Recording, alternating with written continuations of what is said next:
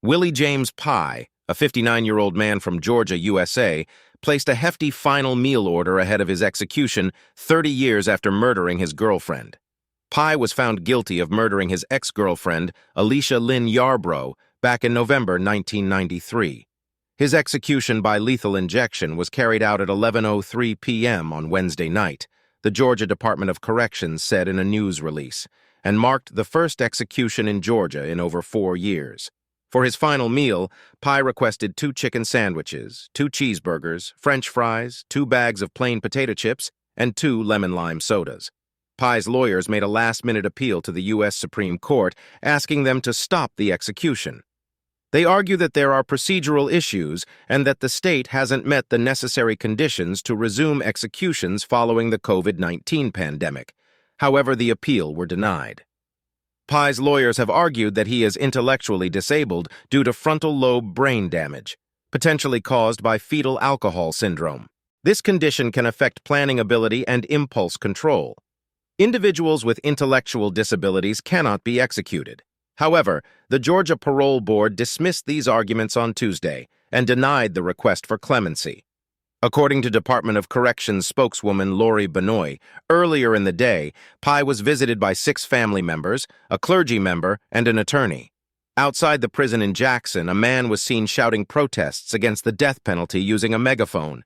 He held a sign saying, "Don't kill Willie Pye," and displayed a picture of Pye for all passing drivers to see. Pye's lawyers pleaded for mercy earlier this week, describing his 1996 trial as a shocking relic of the past. They argued that the local public defender system was very flawed back then. Pye had an off-and-on love affair with Yarbrough.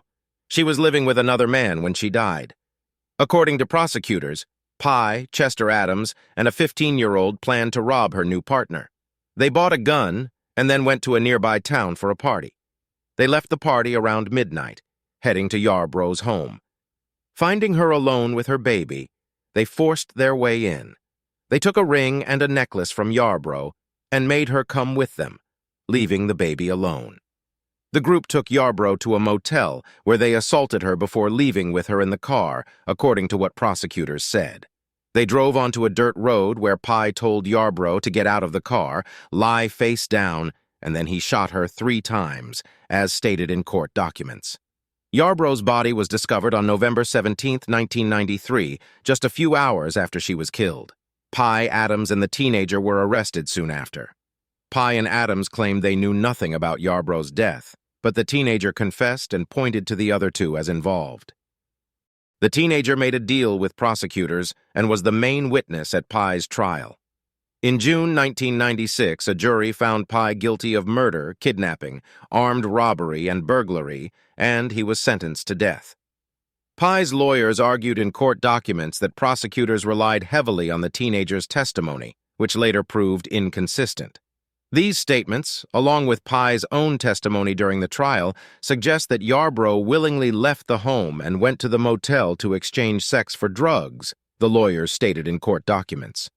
Pye's lawyers also mentioned in court documents that their client grew up in extreme poverty, in a home without indoor plumbing or enough food, shoes, or clothing.